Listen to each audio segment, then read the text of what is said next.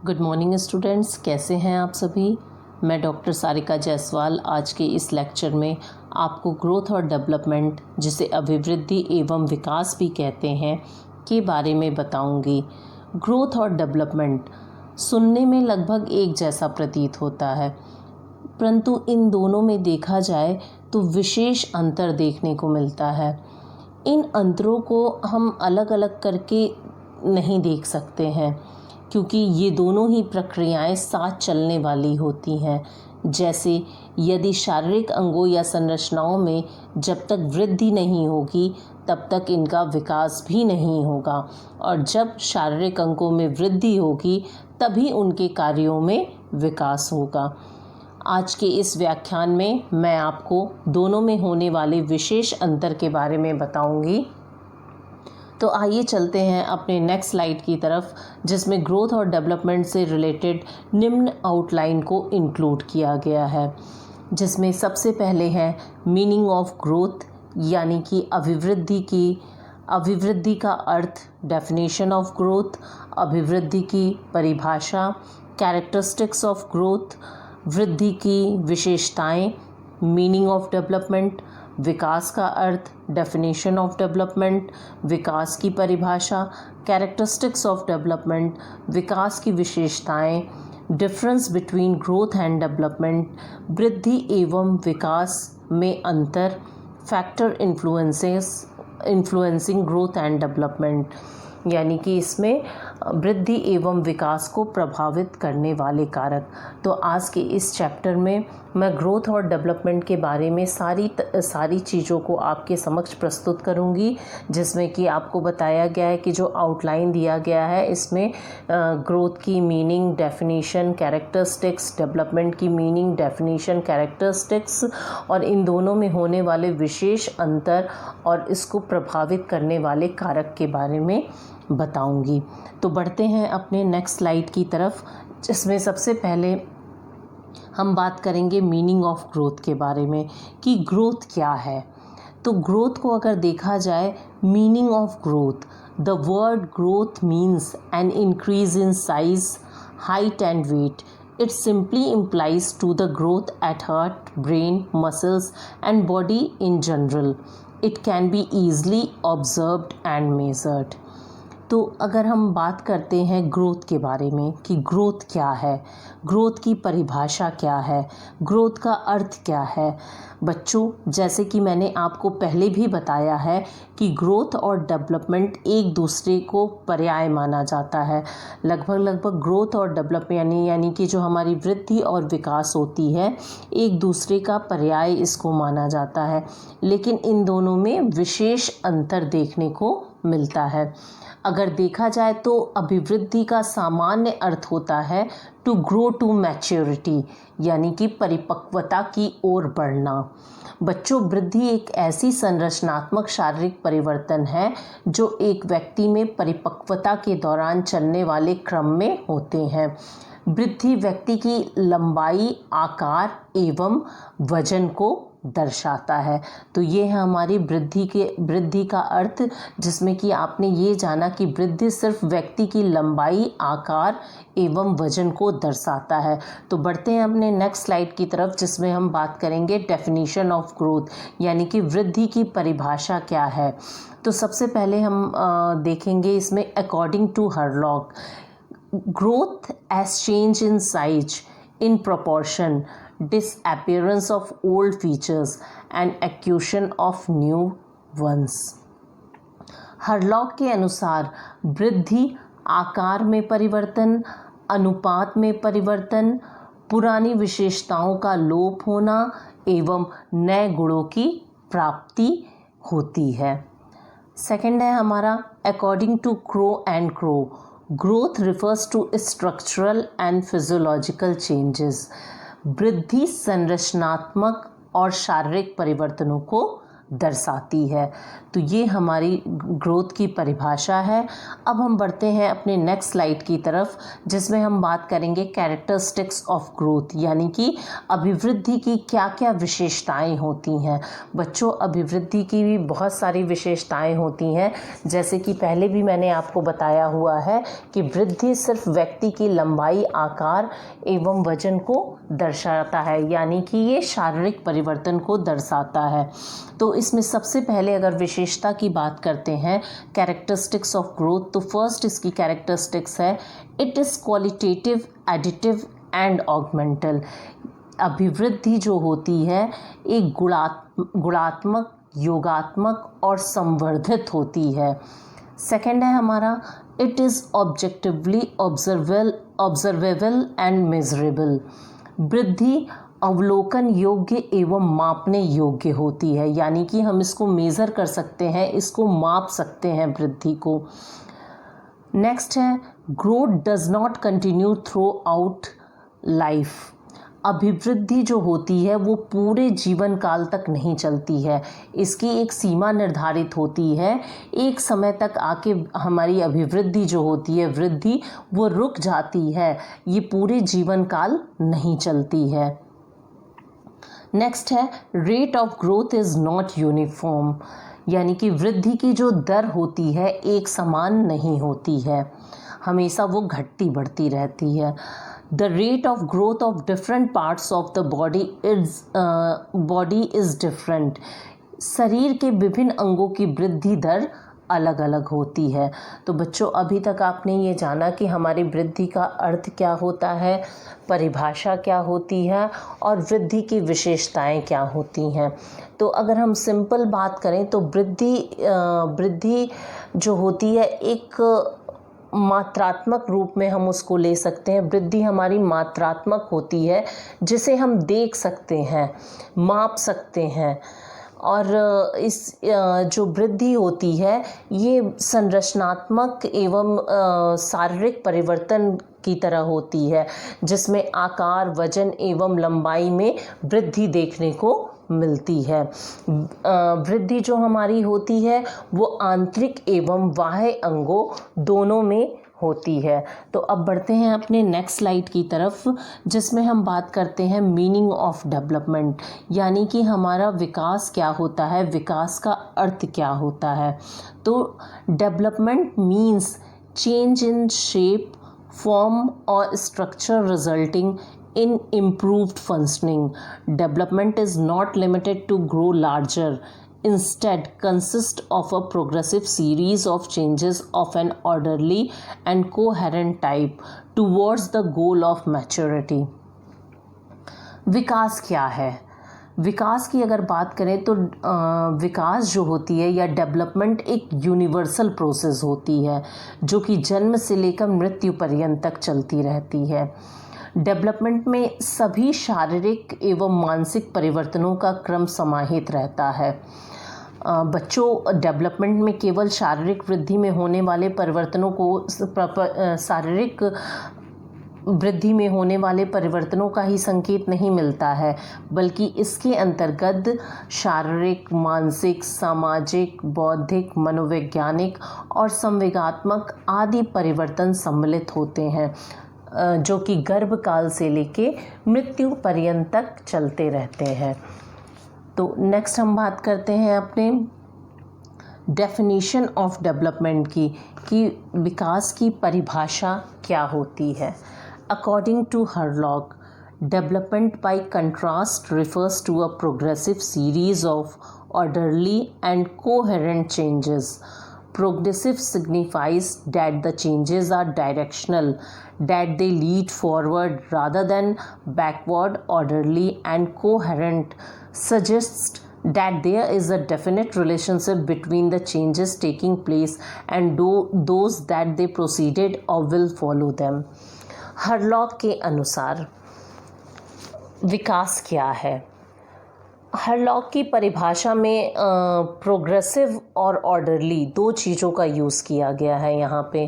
तो जो हरलॉक ने अपनी परिभाषा में बताया है कि प्रगतिशील, क्रमिक तथा समनुगत शब्दों पर उन्होंने अधिक बल दिया है। यानी कि हरलॉक ने 3 चीज़ों पे बहुत ज़्यादा फोकस डाला है अपने डेफिनेशन में। पहला है प्रोग्रेसिव, सेकंड है ऑर्डरली और तीसरा है कोहेरेंट, यानी कि प्रगतिशील, क्रमिक और समनुगत। इन 3 शब्दों पर हरलॉक ने विशेष बल दिया है। तो यहाँ प्रोग्रेसिव से हमारा मतलब ये है बच्चों कि विकास सदैव आगे की ओर होता है, ना कि पीछे की ओर। अर्थात विकास एक ऐसी प्रक्रिया है जो एक निर्धारित स्वरूप में बदलते हुए परिवेश में परिपक्वता के लक्ष्य की ओर अग्रसर होता है।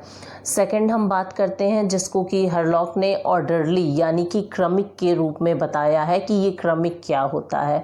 कि ऑर्डरली विकास की प्रक्रिया में होने वाले परिवर्तनों में कोई ना कोई क्रम अवश्य ही रहता है और आगे होने वाला परिवर्तन पूर्व परिवर्तनों पर आधारित होता है, वो हमारा क्रमिक कहलाता है, जिसे कि हम लोग ऑर्डरली भी कहते हैं।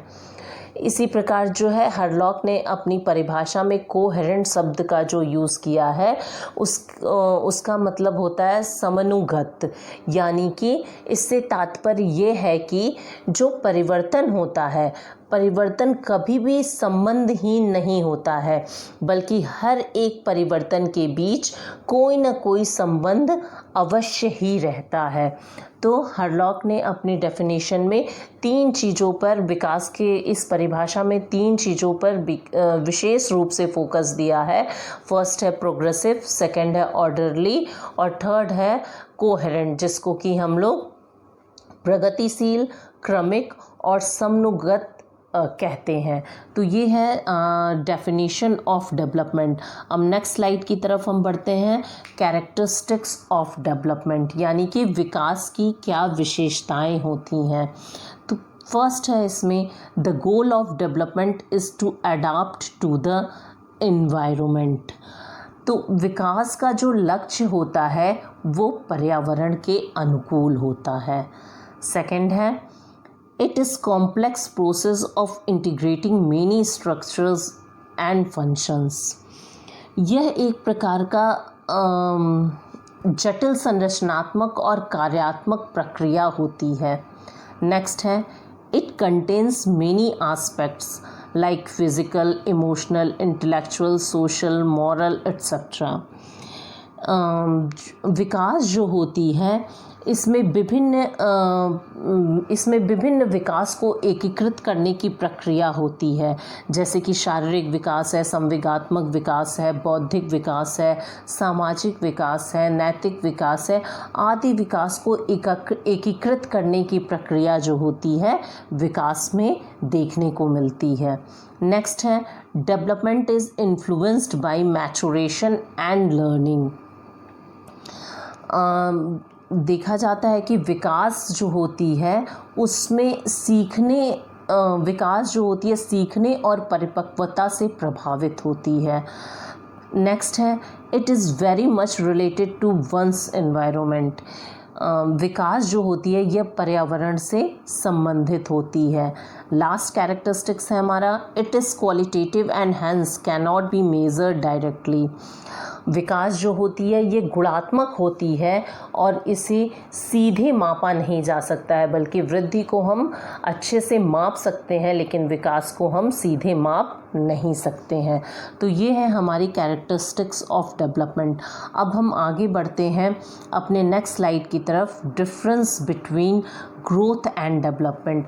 बच्चों ये डेवलपमेंट के बारे में बात करने से पहले सबसे पहले एक चीज़ और हम आपको बता दें कि जो ये विकास होती है, तो अभी तक आपने जैसे विकास में देखा है उसके अर्थ, परिभाषा और उसकी विशेषताओं के बारे में। तो विकास एक प्रकार की सार्वभौमिक प्रक्रिया होती है जिसको कि हम लोग यूनिवर्सल प्रोसेस भी कहते हैं, और ये एक सतत रूप से चलने वाली प्रक्रिया होती है जो कि गर्भाधान से लेकर मृत्यु पर्यंत तक चलती रहती है।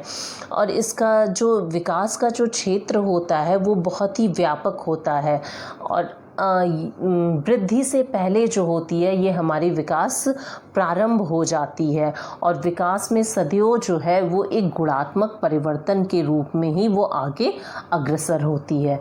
तो बढ़ते हैं अब अपने नेक्स्ट स्लाइड की तरफ, जिसमें कि है difference between growth and development, यानी कि वृद्धि और विकास में क्या अंतर है। ये हमारा जो टॉपिक है, ये मेन टॉपिक हमारा यही है कि वृद्धि और विकास में क्या अंतर है। तो अब आइए जानते हैं कि ग्रोथ और डेवलपमेंट में क्या क्या अंतर देखने को मिलते हैं।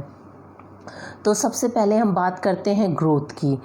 तो ग्रोथ में सबसे पहले डिफरेंस ग्रोथ और डेवलपमेंट में जो देखने को मिलता है कि फर्स्ट है there is a quantitative changes in growth. तो वृद्धि जो होती है, वृद्धि में मात्रात्मक परिवर्तन होता है, और डेवलपमेंट की अगर बात करें तो there is a qualitative changes in development, यानी कि विकास में गुणात्मक परिवर्तन होता है। और वृद्धि जो होती है कि वृद्धि एक प्रकार की मात्रात्मक परिवर्तन के रूप में होती है, लेकिन विकास जो होती है हमारी एक गुणात्मक परिवर्तन के रूप में होती है, यानी कि वृद्धि को हम माप सकते हैं और विकास को हम माप नहीं सकते हैं। सेकंड इसमें डिफरेंस देखने को मिलता है ग्रोथ इज़ टैंगेबल, यानी कि जो वृद्धि होती है वो मूर्त होती है, वृद्धि को हम बढ़ते हुए देख सकते हैं। बट डेवलपमेंट इज़ इनटैंगेबल, यानी कि विकास जो होती है वो अमूर्त होती है, यानी कि इसे हम बढ़ते हुए क्रम में नहीं देख सकते हैं। तो वृद्धि को हम बढ़ते हुए क्रम में देख सकते हैं, लेकिन विकास जो होती है वो हमारी इनटैंगेबल होती है, इसे हम बढ़ते हुए क्रम में नहीं देख सकते हैं। Growth is measurable but development can not be measured, यानी कि वृद्धि जो होती है इसको हम माप सकते हैं, यह मापनीय होती है, क्योंकि इसमें परिवर्तन जो होते हैं परिमाणात्मक होते हैं। आकार, वजन, लंबाई आदि को इसमें मापा जा सकता है, लेकिन डेवलपमेंट जो होती है ये अमापनीय होती है, क्योंकि इसमें परिवर्तन गुणात्मक होता है। इसमें हम इसको माप नहीं सकते हैं डेवलपमेंट को, लेकिन हाँ इसका हम अनुभव जो है वो ज़रूर कर सकते हैं। नेक्स्ट है हमारा changes in growth are only physical whether they are external organs और इंटरनल। वृद्धि में जो परिवर्तन होता है वो केवल शारीरिक होता है, चाहे वो बाह्य अंग हो अथवा आंतरिक हो। वृद्धि में केवल हम शारीरिक अंगों में ही परिवर्तन देख सकते हैं, लेकिन अगर बात डेवलपमेंट की करें तो development takes place in different areas of the person such as physical, social, mental etcetera. विकास की अगर हम बात करते हैं तो विकास व्यक्ति के विभिन्न क्षेत्रों में होता है, जैसे कि शारीरिक है, मानसिक है, सामाजिक है, बौद्धिक है, संवेगात्मक है, संज्ञानात्मक है, आदि क्षेत्रों में इन परिवर्तनों को देखा जा सकता है, लेकिन वृद्धि केवल शारीरिक परिवर्तनों के रूप में ही देखा जाता है। नेक्स्ट है the area of growth is narrower, यानी कि वृद्धि का जो क्षेत्र होता है बहुत ही संकुचित होता है और वृद्धि एक समय तक आके रुक जाती है, लेकिन जो डेवलपमेंट होती है the field of development is wide, यानी कि विकास का जो क्षेत्र होता है वो बहुत ही व्यापक होता है। चूँकि विकास जो है वो जन्म से लेकर मृत्यु पर्यंत तक चलने वाली प्रक्रिया होती है, इसलिए इसकी जो क्षेत्र होती है वो बहुत ही व्यापक होती है, लेकिन जो वृद्धि होती है हमारी इसकी क्षेत्र बहुत ही संकुचित होती है, क्योंकि ये मैच्योरिटी लेवल तक आके रुक जाती है, यानी कि परिपक्वता तक आके वृद्धि हमारी रुक जाती है, लेकिन विकास हमारी लाइफ लॉन्ग चलती रहती है। नेक्स्ट डिफरेंस इसमें देखने को मिलता है the concept of growth is critical, it start at embryonic stage and stops achieving maturity, यानी कि वृद्धि की संकल्पना संकीर्ण है, यह भ्रूणावस्था से प्रारंभ होती है तथा परिपक्वावस्था प्राप्त करते करते रुक जाती है। जबकि डेवलपमेंट जो है, the concept of development is elaborate because it starts from embryo and lasts for life. यानी कि विकास की संकल्पना विस्तृत होती है क्योंकि भ्रूणावस्था से प्रारंभ होकर जीवन पर्यंत तक यह चलती रहती है। नेक्स्ट है हमारा, इसमें डिफरेंस देखने को मिलता है, growth begins after development. Growth जो होती है यानी कि वृद्धि जो होती है विकास का ही एक घटक होता है, जो शरीर के विभिन्न अंगों में विभिन्न अवस्थाओं के दौरान एक निश्चित गति से होती है और एक निश्चित अवधि के बाद वृद्धि जो होती है वह रुक जाती है। तो बात अगर हम करते हैं ग्रोथ बिगिंस आफ्टर डेवलपमेंट, यानी कि वृद्धि का प्रारंभ जो होता है वो विकास के बाद होता है, लेकिन development begins before growth and last for life. विकास जो होती है वो वृद्धि से पहले शुरू होती है और जीवन पर्यंत तक ये चलती रहती है। नेक्स्ट है, changes in growth are constructive, यानी कि वृद्धि में होने वाले परिवर्तन रचनात्मक होते हैं, जबकि डेवलपमेंट में changes in development are both constructive and destructive, यानी कि इसमें दोनों प्रकार के परिवर्तन होते हैं। विकास में कंस्ट्रक्टिव भी होते हैं, डिस्ट्रक्टिव भी होते हैं, यानी कि विकास में होने वाले परिवर्तन रचनात्मक एवं विनाशात्मक दोनों ही देखने को मिलते हैं, क्योंकि जीवन के प्रारंभिक अवस्था में होने वाले परिवर्तन रचनात्मक होते हैं, लेकिन बाद में होने वाले परिवर्तन जो है वो विनाशात्मक होते हैं। नेक्स्ट है, growth is a simple process that involves only physical changes. वृद्धि एक साधारण प्रक्रिया होती है बच्चों, जिसमें केवल शारीरिक परिवर्तन ही सम्मिलित होते हैं, जबकि development in a complex process it includes both learning and maturation. जबकि विकास जो होती है एक जटिल प्रक्रिया है, इसमें सीखना एवं परिपक्वता दोनों ही सम्मिलित रहते हैं। नेक्स्ट डिफरेंस इसमें देखने को मिलता है, the pace of growth is rapid from the gestational stage to adolescence, यानी कि इसमें गर्भकालीन अवस्था से लेकर किशोरावस्था तक वृद्धि की गति तीव्र होती है, मतलब देखा जाए कि गर्भकालीन अवस्था से लेकर किशोरावस्था तक इसमें वृद्धि की गति बहुत ही तीव्र होती है, लेकिन कुछ समय बाद ये इसकी गति जो होती है वो धीमी हो जाती है और 18 से 20 वर्ष की आयु प्राप्त करते करते वृद्धि जो होती है वह रुक जाती है। लेकिन डेवलपमेंट की अगर बात करें, in gestational stage development takes place at the most rapid pace and after that it slows down, यानी कि गर्भकालीन अवस्था में विकास सबसे तीव्र गति से होता है और उसके बाद उसकी गति धीमी हो जाती है और परिपक्वावस्था के बाद जो है विकास की गति मंद पड़ जाती है। तो अभी आपने इसमें देखा बच्चों की ग्रोथ और डेवलपमेंट में क्या अंतर होते हैं। जैसे कि अभी आपने देखा है कि ग्रोथ को जो है हम माप सकते हैं, उसे देख सकते हैं, और ये इसमें जो होने वाली परिवर्तन होती हैं वो शारीरिक होती हैं, ये रचनात्मक होती हैं, और ग्रोथ जो होती है सिर्फ मैच्योरिटी लेवल तक होती है, यानी कि 18 वर्ष की आयु आते आते ग्रोथ जो होती है हमारी रुक जाती है और इसका क्षेत्र जो होता है बहुत ही संकुचित होता है। लेकिन विकास जो होती है एक एक गुणात्मक परिवर्तन होती है जो अमूर्त होता है, जिसे हम देख नहीं सकते हैं, और ये अमापनीय होती है। और विकास जो होती है शारीरिक, मानसिक, सामाजिक, संवेगात्मक, संज्ञानात्मक आदि विकास क्षेत्रों में ये अग्रसर होती रहती है। और देखा जाता है तो विकास एक प्रकार की जटिल प्रक्रिया होती है जो कि इसमें सीखना एवं परिपक्वता दोनों ही सम्मिलित होते हैं। तो अभी तक आपने इसमें ग्रोथ और डेवलपमेंट के विशेष अंतर के बारे में जाना है और आशा करती हूँ कि आपको इसके अंतर के बारे में आप अच्छी तरह समझ गए होंगे। तो नेक्स्ट स्लाइड की तरफ अब बढ़ते हैं, अपने नेक्स्ट स्लाइड की तरफ, जिसमें बात करेंगे factors affecting growth and development. वृद्धि और विकास को प्रभावित करने वाले कारक कौन कौन से होते हैं।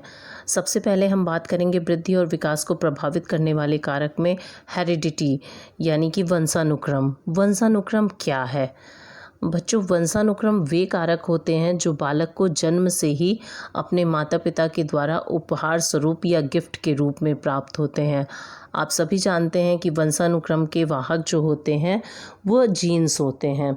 इसी कारण बालक की लंबाई, वजन, शारीरिक रचना सभी जो है माता पिता से मिलती जुलती है।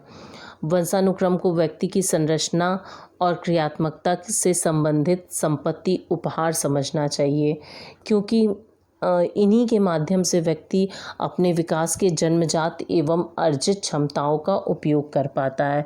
तो हम कह सकते हैं कि जो वंशानुक्रम होता है वो वृद्धि एवं विकास को प्रभावित करता है। सेकंड हमारा कारक है वातावरण यानी कि इन्वायरमेंट। इन्वायरमेंट क्या होता है और ये किस तरीके से वृद्धि एवं विकास को प्रभावित करता है?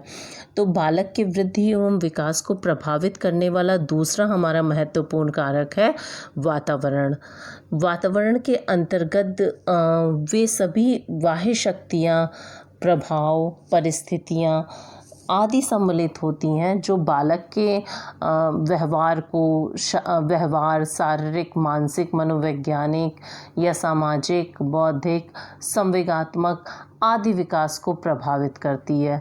तो हम ये देख सकते हैं या कह सकते हैं कि वातावरण एक ऐसा ताकतवर कारक है जिसके माध्यम से बालक को जैसा बनाना चाहते हैं वैसा हम बना सकते हैं। तीसरा हमारा मेन फैक्टर है न्यूट्रिशन। न्यूट्रिशन किस तरीके से वृद्धि एवं विकास को प्रभावित करता है इसके बारे में जानते हैं। बालक के देखा जाए तो अगर बालक के विकास में भोजन एवं पोषण जो होती है वो अत्यंत ही महत्वपूर्ण उसका स्थान होता है। भोजन के बिना तो ये सभी जानते हैं कि जीवन को जीना संभव ही नहीं है। गर्भकालीन अवस्था से लेकर मृत्यु पर्यंत तक व्यक्ति को स्वस्थ जीवन जीने के लिए भोजन की ज़रूरत होती है। तो कहा जा सकता है कि भोजन एक ऐसा हमारा महत्वपूर्ण कारक होता है जो वृद्धि एवं विकास को प्रभावित करती है, और संतुलित एवं पौष्टिक भोजन बालक के शारीरिक एवं मानसिक स्वास्थ्य के लिए अत्यंत आवश्यक होती है। नेक्स्ट फैक्टर है हमारा डिजीज़ एंड इंजरी यानी कि रोग एवं चोट। रोग एवं चोट का बालक के विकास पर नकारात्मक प्रभाव पड़ता है और ये भी वृद्धि एवं विकास को प्रभावित करती है। जैसे कि अगर यदि बालक जन्म से ही कमज़ोर या एनीमिया का शिकार है तो उसका ना तो समुचित शारीरिक विकास हो पाता है और ना ही मानसिक विकास हो पाता है।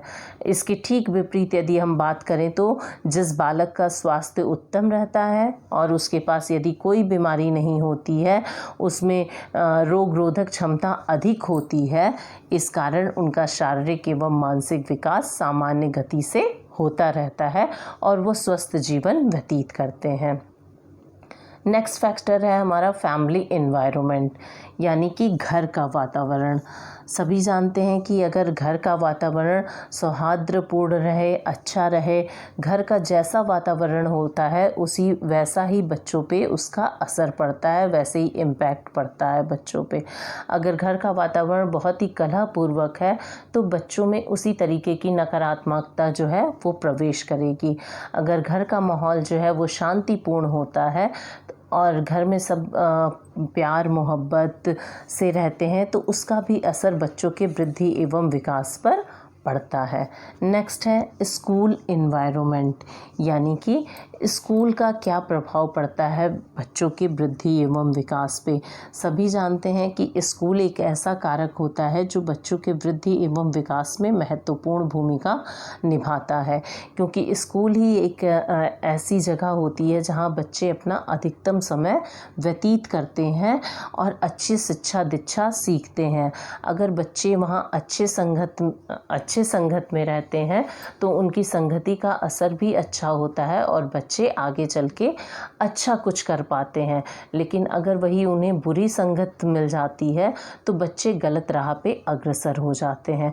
इसी तरीके से विद्यालय में शिक्षक का व्यवहार, शिक्षक शिक्षक के सिखाए हुए अनुशासन, इन सभी का असर जो है बच्चों के वृद्धि एवं विकास पर पड़ता है। और ये विद्यालयी वातावरण भी एक ऐसा कारक होता है जो बच्चों के वृद्धि एवं विकास में महत्वपूर्ण भूमिका निभाती है। नेक्स्ट फैक्टर है हमारा एंडोक्राइन ग्लैंड्स, यानी कि अंतःस्रावी ग्रंथियाँ।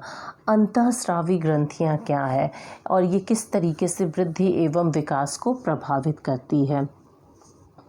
तो बच्चों, अंतःस्रावी ग्रंथियों का बालक के शारीरिक एवं मानसिक विकास में महत्वपूर्ण योगदान होता है। जैसे कि अगर हम बात करते हैं पीयूष ग्रंथि की या पिट्यूटरी ग्लैंड की, तो पिट्यूटरी ग्लैंड से हमें सोमैटोट्रॉपिक हार्मोन का स्रावण होता है जो हमारे शारीरिक वृद्धि के लिए अत्यावश्यक होती है, और ये हमारे थाइमस ग्रंथि को भी उत्तेजित करती है। इसी प्रकार थायराइड ग्रंथि से थायरॉक्सिन हार्मोन निकलता है जो याददाश्त बढ़ाने में तथा केंद्रीय नाड़ी संस्थान की सामान्य क्रिया के लिए जरूरी होती है, और ये हमारे शरीर ताप नियंत्रण में भी मदद करती है। बालकों में थायराइड हार्मोन की कमी से क्रेटिनिज्म की स्थिति भी उत्पन्न हो जाती है और इस दशा में शारीरिक वृद्धि भी रुक जाती है। तो देखा जाता है कि जो हमारी अंतःस्रावी ग्रंथियां होती हैं वो भी वृद्धि एवं विकास को प्रभावित करती है। तो बच्चों, अभी तक आपने देखा है कि हमारी वृद्धि एवं विकास क्या होती हैं, उसके अर्थ क्या होते हैं, परिभाषा क्या होते हैं, और इसमें वृद्धि और विकास में अंतर क्या होता है, वृद्धि एवं विकास को कौन कौन से कारक प्रभावित करते हैं। तो इन सब के बारे में आपने इस लेक्चर में आपने अच्छे से जाना है। आशा करते हैं कि आपको ये लेक्चर जो है अच्छे से समझ में आया होगा। नेक्स्ट लेक्चर में जो है मैं आपको प्रिंसिपल्स ऑफ डेवलपमेंट के बारे में, यानी कि विकास के सिद्धांत के बारे में बताऊंगी कि विकास के कौन कौन से सिद्धांत हैं और किस तरीके से सिद्धांत ये एक दूसरे को प्रभावित करते हैं, उसके बारे में मैं आपको नेक्स्ट लेक्चर में बताऊंगी। Thank you.